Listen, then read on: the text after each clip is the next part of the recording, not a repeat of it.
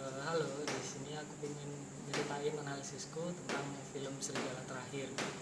Jadi film ini berkisah tentang sekelompok pemuda yang kecil bersama, kemudian tumbuh bersama di sebuah daerah kayak daerah kumuh gitulah. Mungkin eh, kalau di Surabaya kayak daerah Bulak Banteng gitu, daerah dimana banyak anak-anak mudanya akhirnya berkembang menjadi preman. Nah, di sini ceritanya Serigala Terakhir itu bahwa anak-anak kecil yang awalnya tumbuh bersama ini pada akhirnya besar juga tumbuh menjadi preman. Mereka malah di warung-warung, terus di toko-toko di dekat kawasan kumuh tersebut.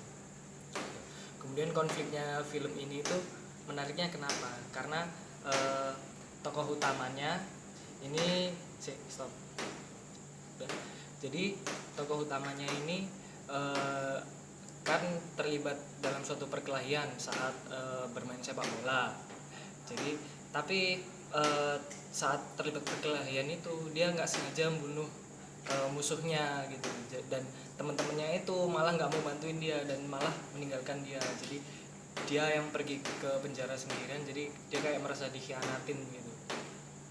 Jadi eh, se- eh, alur utamanya itu jadi kayak sebuah balas dendam gitu antara si tokoh utama ini ke teman-teman teman-teman gengnya gitu.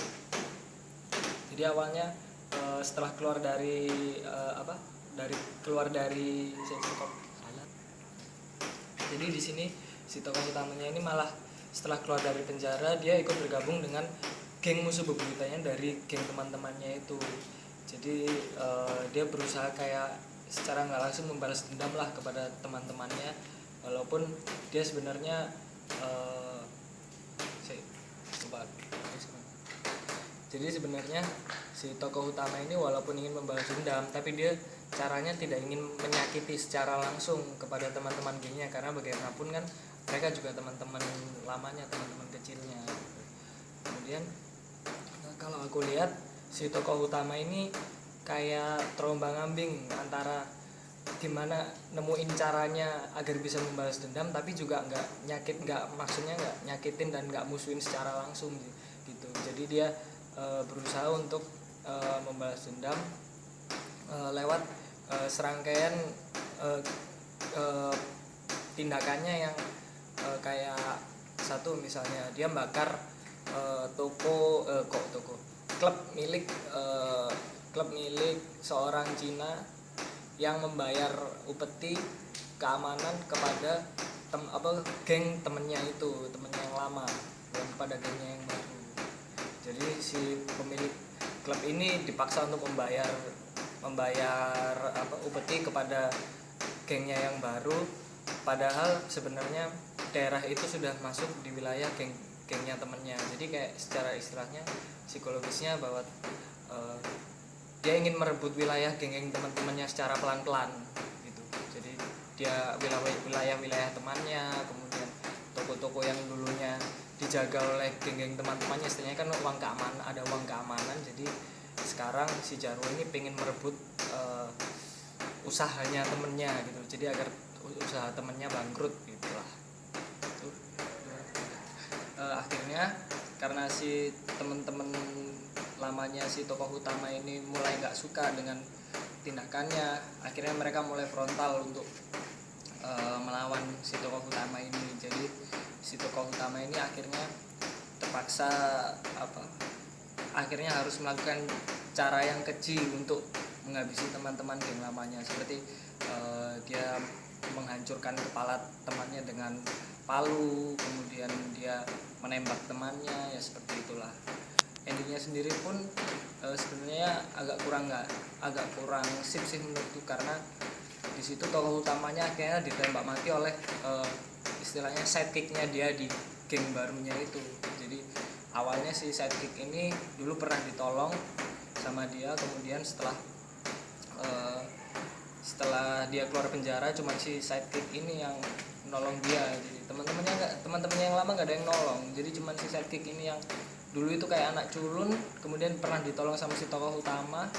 Habis itu kayak si sidekick ini kayak punya utang nyawa gitu loh, padahal di di scene itu, di film itu cuman ada, kalau nggak salah ada satu kejadian yang bikin si sidekick ini kayak punya utang budi ke tokoh utama. Jadi buat aku sih motivasi si sidekick ini untuk menolong sedemikian jauh si tokoh utama ini kurang kuat gitu.